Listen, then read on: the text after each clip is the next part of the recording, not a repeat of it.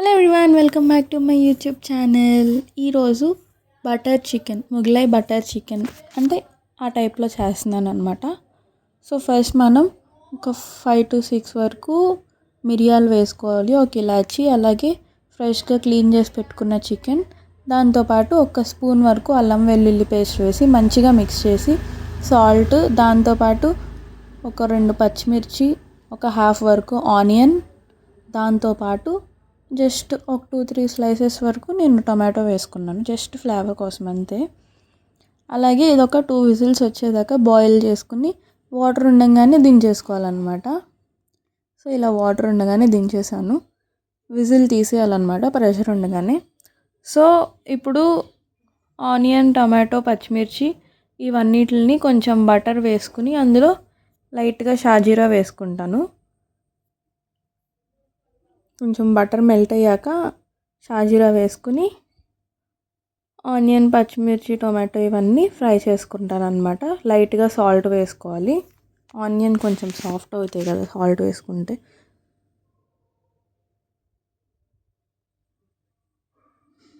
So ఒక 3 to 4 minutes వరకు అలా మూత పెట్టేసి వదిలేస్తే కొంచెం లైట్గా సాఫ్ట్ అవుతాయి. అది మిక్సీ జార్లో ట్రాన్స్ఫర్ చేసేసుకొని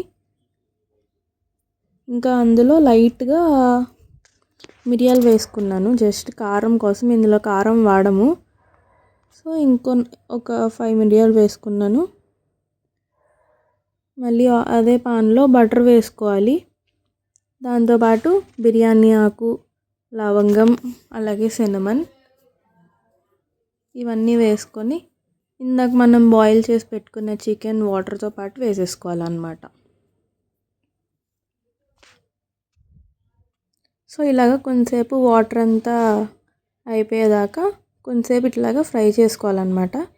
తర్వాత మనం ఇందాక చేసుకున్న ఆనియన్, టొమాటో పేస్ట్ ఉంది కదా, అది వేసుకుని మంచిగా మిక్స్ చేసేసుకోవాలి.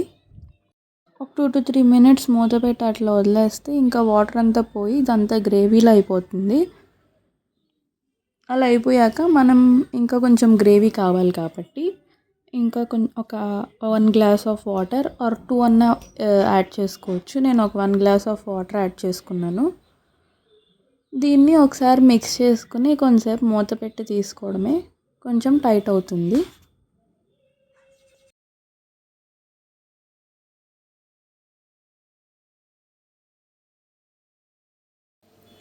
ఇంకా వాటర్ వేసి కొంచెంసేపు అలా తిప్పేసుకున్నాక ఒక 1 spoon వరకు ఆరిగానో వేసుకోవాలి.